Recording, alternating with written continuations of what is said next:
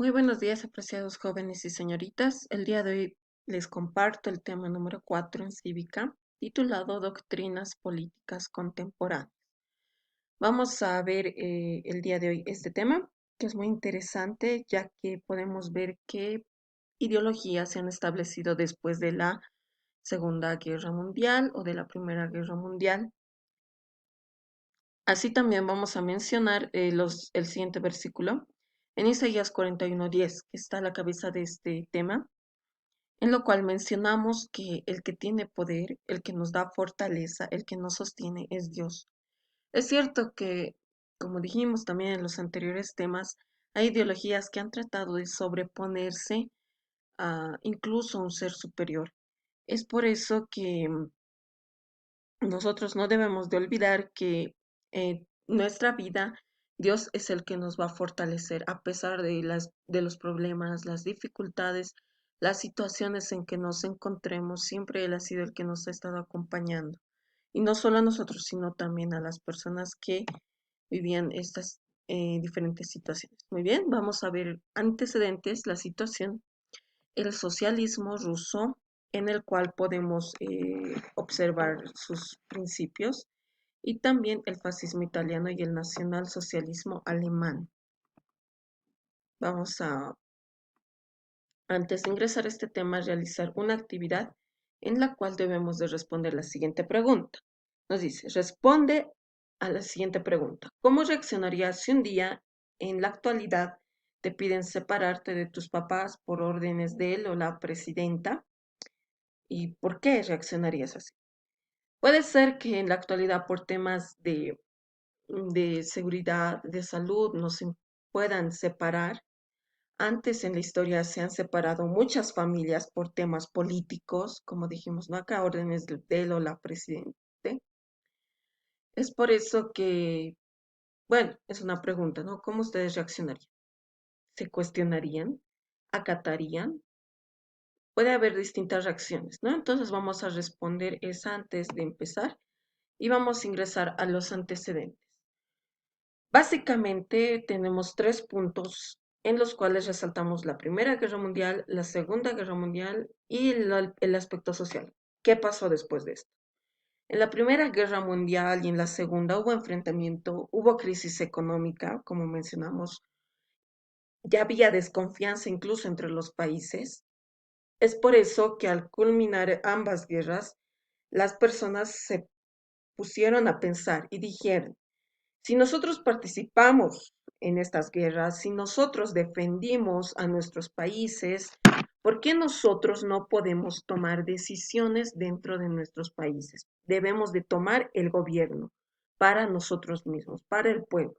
Es por eso que en base a esta decisión de que como nosotros participamos a la guerra, nosotros gobernaremos, aparecen o surgen estas doctrinas filosóficas. Vamos a mencionar la primera, el socialismo ruso, como vemos acá el logo.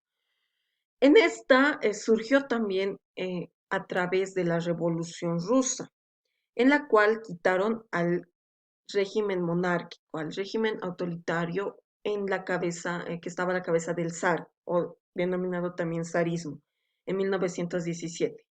Primero suben al poder, dentro de esta revolución suben al poder a Alejandro Kerensky, pero este hombre era un burgués, es decir, era de una de las clases que estaba todavía económicamente favorecida.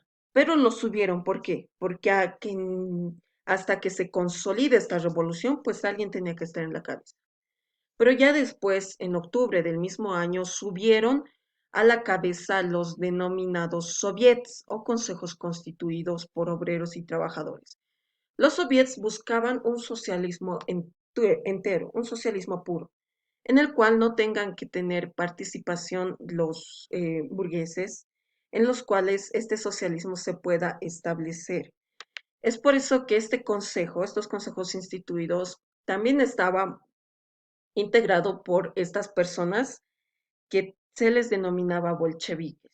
Todavía a los burgueses, a los que todavía no estaban seguros de la revolución por estabilidades económicas, se les denominaba mencheviques. Pero los bolcheviques eran aquellos trabajadores obreros que buscaban la totalidad del socialismo. Es por eso que destituyen a Kerensky y suben al poder con Vladimir Ilich Ulyanov, también conocido como Lenin, y León Trotsky en este mismo año. ¿Qué es lo que establecía los fundamentos del socialismo ruso? En que se establezca un nuevo sistema de gobierno en base a la dictadura del proletariado, que es una de las características que vimos en la anterior clase, en las cuales asuman el poder, asuman una visión de un nuevo Estado, la clase trabajadora, la clase obrera. Nos dice que esta nueva clase de gobierno proponía la supresión de la libertad individual y también la socialización de todos los medios de producción. Todo esto en base al socialismo.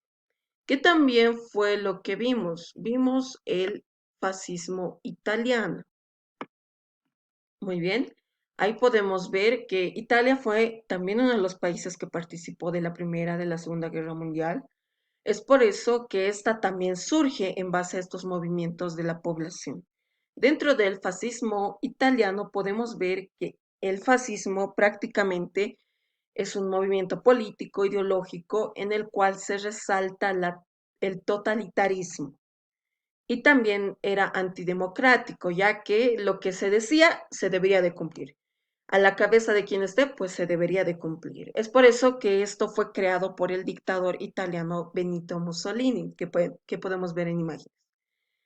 En consecuencia a la situación que vivía en el país y también a la inestabilidad social surgen revoluciones, protestas en las cuales Benito Mussolini constituye los denominados haces de combate, que eran unidades armadas, las cuales perseguían e incriminaban a los socialistas y obreros, ya que esto quería instituirse como un gobierno totalitario a la cabeza de Benito Mussolini. Lo que él decía se debería de hacer.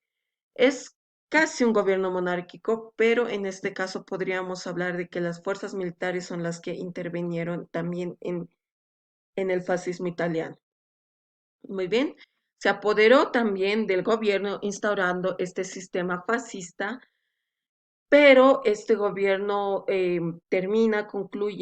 dura también durante la Segunda Guerra Mundial y con el fin de la Segunda Guerra Mundial también termina el gobierno del fascismo italiano a la cabeza de Benito Mussolini. Tenemos 5 fundamentos dentro del fascismo italiano en el cual menciona claramente de qué estaba constituido, cuáles eran sus características. 1. El Estado debe ser antidemocrático y liberal, en el cual, debido a este ser superior y absoluto, que es el Estado, a la cabeza de Benito Mussolini, todos deben de someterse a estas decisiones. Así también el caudillo es inefable. ¿Quién era el caudillo? El caudillo era Benito Mussolini. El caudillo nunca se equivoca y debe de obedecerse las decisiones que se toman. Así se denominaba también a este hombre, un caudillo. La desigualdad social, ya que debería de estar el gobierno a la cabeza de los mejores, entonces solo había un estamento seleccionado. No todos pertenecían a este estamento, es por eso que se veía una desigualdad social. Así también la dirección del Estado, ya que no había una lucha de clases, como solamente había un grupo, una élite al poder, los demás simplemente estaban para obedecer. No había como antes el gobierno y luego los siervos, los vasallos, los señores en los cuales había una lucha de poder, no.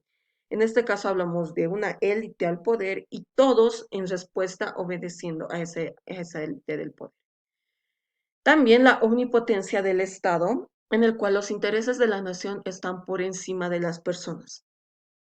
Se buscaba que se pueda beneficiar también todo el Estado y si esto afectaba a una u otra persona, pues bueno, primero estaban los intereses del Estado.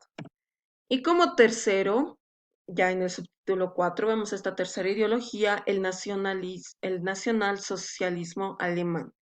¿A qué se refería el nacionalsocialismo alemán? Este inició juntamente en base al contexto que se daba. No fue una ideología establecida previamente, sino que surgió en base al contexto histórico. Iniciamos con Hitler, Adolf Hitler. Este hombre quiso tomar también el gobierno, ya que él iba escalando en diversos cargos políticos, pero quiso tomar el gobierno en 1932, pero fue encarcelado. Es por eso que en la cárcel él escribe uno de sus libros más reconocidos denominados Mi lucha, en la cual también establece ideologías de este hombre. También, después de esto, mediante voto se escoge al mariscal Hindenburg, Paul von de Benckendorf, alemán, el cual sube a la presidencia y nomina a Hitler como canciller. Después de ser canciller también llega a ser un primer cónsul, pero ya después de 2 años este mariscal muere y Hitler asume el poder. Es por eso que él está a la cabeza, él es también denominado caudillo, ya que es un representante en el cual se toma el poder y este hombre empieza a decir las ideas que él tiene y de cómo se debe de manejar el Estado. Empieza un régimen despótico, despiadado, a partir de 1934, en el cual el caudillo, o también denominado Führer, es el mismo Hitler. Entonces empieza el denominado también hitlerismo o el nacionalsocialismo alemán, en el cual se plantea la teoría del espacio vital, imprescindible en el expansionismo, que vamos a ver en un momento, y también en la que Europa debería de pertenecer a esta raza principal, que lo denominaba de esta forma, la raza aria. Es por eso que estos también fueron motivos y características que se vieron durante la Segunda Guerra Mundial. Pero vamos a pasar a los fundamentos o características de el nacionalsocialismo, o también conocido como nazi, en su abreviatura, nazi. Es por eso que vemos que esta no surgió como una ideología, se formó a través de las circunstancias históricas. Se estableció un estado autoritario a la cabeza del Führer o del caudillo, quien era Adolfo Hitler, el cual brindaba las ideas y se debería de obedecer.